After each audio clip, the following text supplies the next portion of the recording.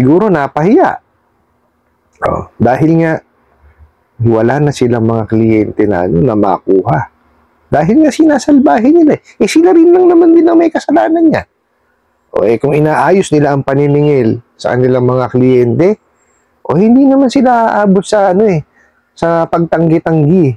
Diba? Tsaka ito yan Ang pangungutang hindi naman yan ipinipilit May nagtanong sa akin, paano kung nagbayad na at pinipilit pa rin pakuhanin? Nung tinanggihan, nang haras na at nag-send na ng mga threats sa mga connected friends sa FB. In short, wala namang pagkakautang pero hinaras pa rin. Alright. Napakaganda ang katanungan po nito. Maraming salamat po sa inyong pagpapadala ng katanungan. Pero bago natin siya sagutin, imbitahin ko muna sana kayo na pakisuportahan po yung aking mga social media accounts sa YouTube, Facebook, and TikTok. Alright. Okay.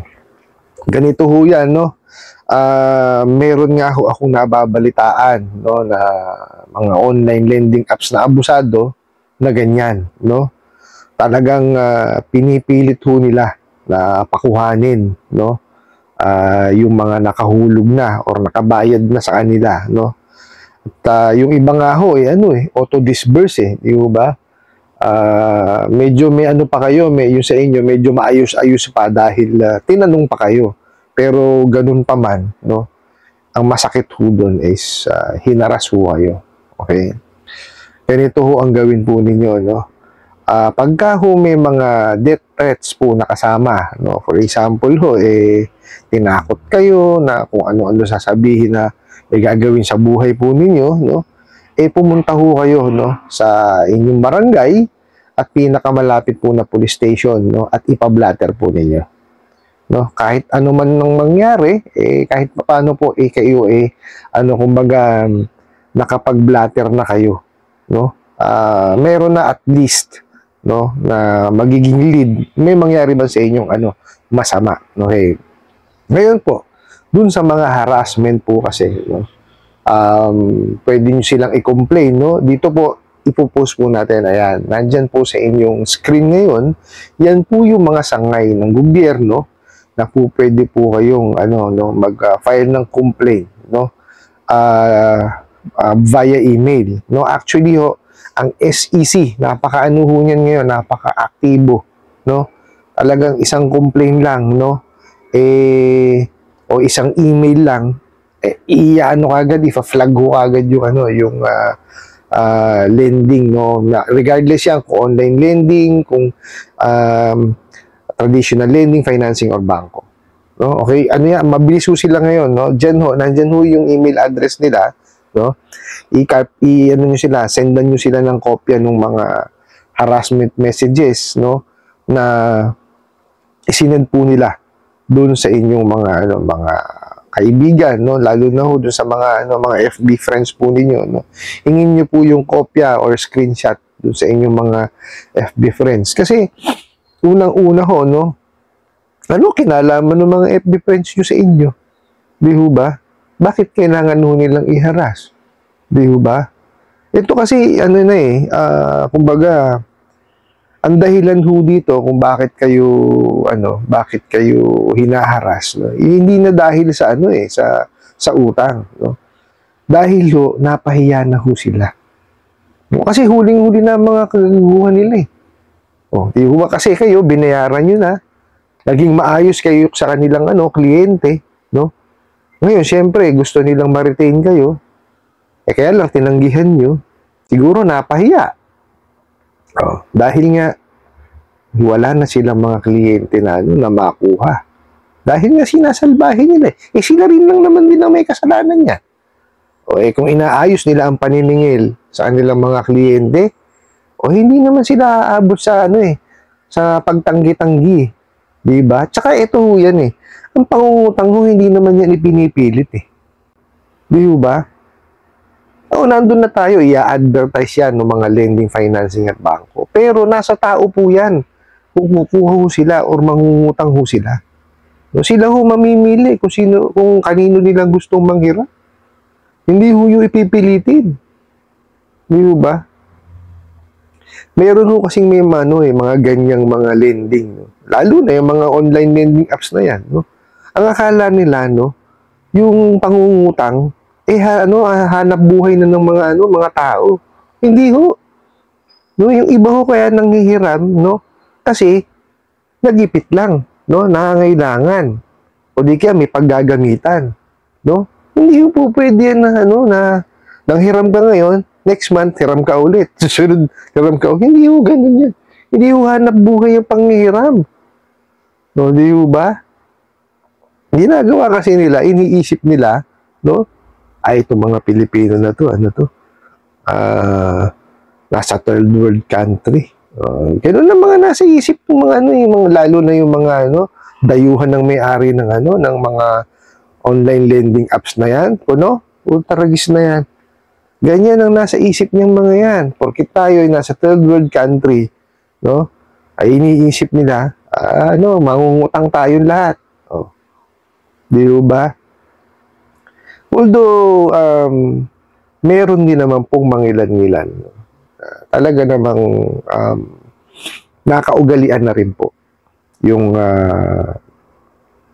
panghihiram. Pero ilan lang ho yun, no? Ang manghihirap po kasi itong mga abusadong online lending apps na to, itina-typecast tayong lahat ng mga Pilipino.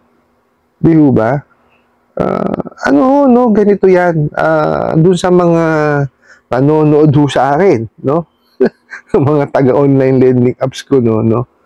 Huwag na ang gawin nyo, no? Kasi hayaan nyo yung mga kliyente nyo na sila ang mamili, no? Kung saan nila gustong manghiram.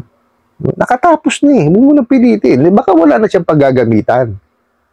Diba? Kaya ayaw niya na manghiram ulit. Diba? Or di kaya, alam nila ang mga kabugukan ninyo. Kaya binayaran agad. Tinapos na yung para wala siya sakit ng ulo. Tapos gusto nyo pa sa inyo manghiram. Ang masakit doon, pati yung mga walang kinalaman, binubuliglig ninyo. Hindi tama yun. No? Tsaka ayusin nyo yung sistema nyo. No, ang mahirap sa inyo, nakabayad na. Sa system nyo, hindi pa bayad.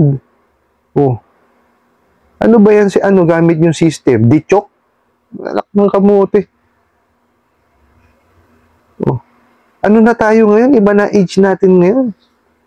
Iba na ang henerasyon natin ngayon, di ba? May mga apps na nga kayo. Hindi ko lang alam kung bakit ganyan yung mga applications na gamit nyo eh. Di ba? May mga kliyente kayo. Nangako naman magbabayad. Ba't hindi nyo itaryang PTP? Di ba? Bubuligligin nyo pa rin. Di ba? Ayusin nyo yung sistema ninyo. Hindi ganyan. Mariusip, yung dati kong pinagtatrabahuhan, yun sa papel lang. Pero inilista namin. Kayo may sistema kayong ginagamit, hindi nyo i-take advantage. Di ba? Pwede nyo naman lagay dun sa applications nyo na kumbaga, magkakaroon kayo ng option dun na may promise to pay. Di ba? O di kaya merong give me a call. Di ba? Maraming paraan eh. Maraming paraan para kayo magamit nyo yung apps nyo na makapaningil kayo ng maayos. Di ba? Pwede nyo lagyan ng sistema. Actually, pwedeng hindi na kayo magtatawag eh. Nandun na mismo sa apps nyo eh. Di ba? I-click na lang ng mga kliyente ninyo. Kayo, tawag pa kayo ng tawag. Sinabi na sa inyong nangangako magbabayad sa ganitong araw. Hindi nyo pa itarya. Itatarya nyo lang naman. Napakatamad nyo. Di ba? Kung ano-ano pa sasabihin, kung sino-sino pa idadamay nyo, kagaya niyan, wala nang utang. Pinipilit nyo pa. Nung ayaw manghiram, kayo ng kamote kayo. Tatakutin nyo. Tama ba yun? Doon sa nagtanong, doon sa pinlas ko, ayan, pa-flash ulit natin.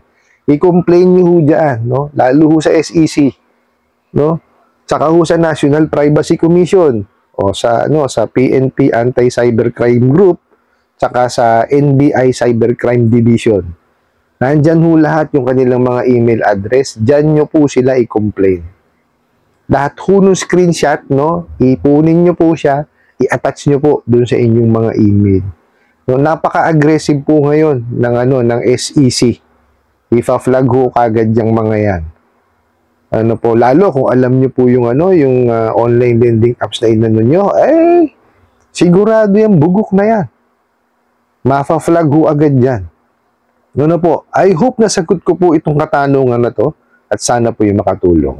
Maraming salamat po sa inyong walang sawang pagsuporta at panonood sa aking mga videos. Maraming salamat po sa inyong pag-like, pag-share, pag-comment at pagtatanong.